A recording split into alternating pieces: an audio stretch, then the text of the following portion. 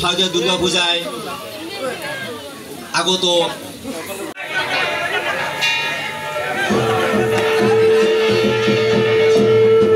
এবং তার সাথে উপস্থিত হয়েছেন এই শারদীয় দুর্গাপূজায় তার অঙ্গ সংগঠন সকল নেতৃত্ব পরিচিত হয় প্রতি বছর এবং তার কাছে আমরা সেই আশাবাদ ব্যক্ত করছি।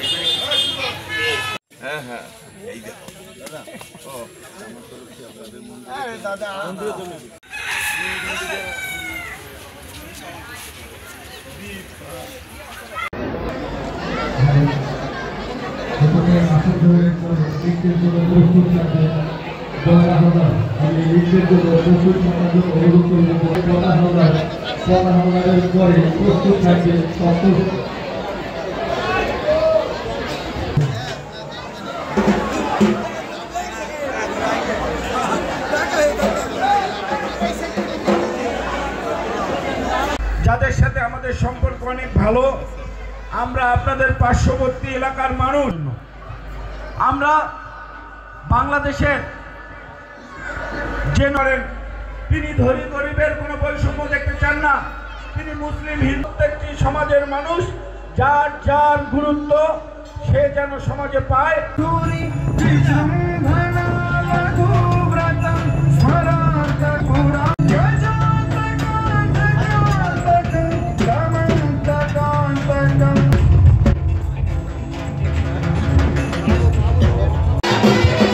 আমি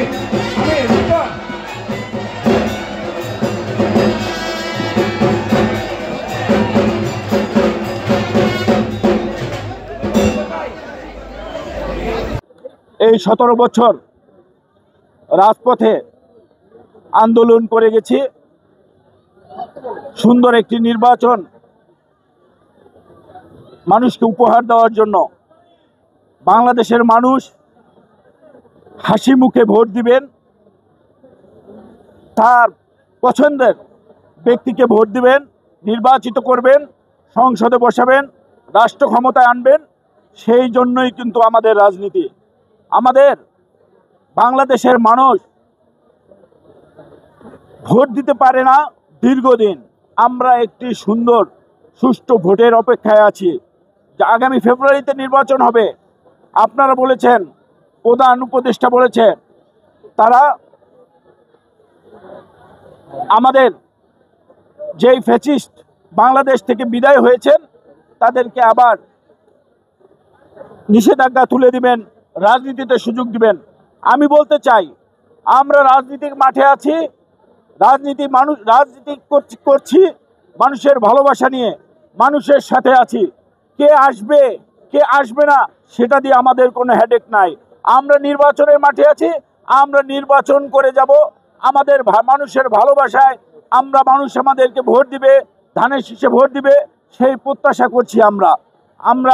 কে নির্বাচনে আসলো কে আসবে না সেটা নিয়ে আমাদের কোনো হেডেক নাই। আমরা শুধু মাঠে আছি মানুষের ভালোবাসা আদায় করার জন্য। আমরা সেই মানুষের ভালোবাসায় সিক্ত হয়ে আগামীতে ধানের শীষে ভোট পাবো, সেই আশাই করছি আমরা। আপনাদের প্রতি সাঙ্গ দেখতে চাই, আগামীতে সুন্দর একটি নির্বাচন চাই, এটাই হলো আমাদের আশা। আসলে এনসিপি কি বললো এটা আমি এখনো শুনি নাই।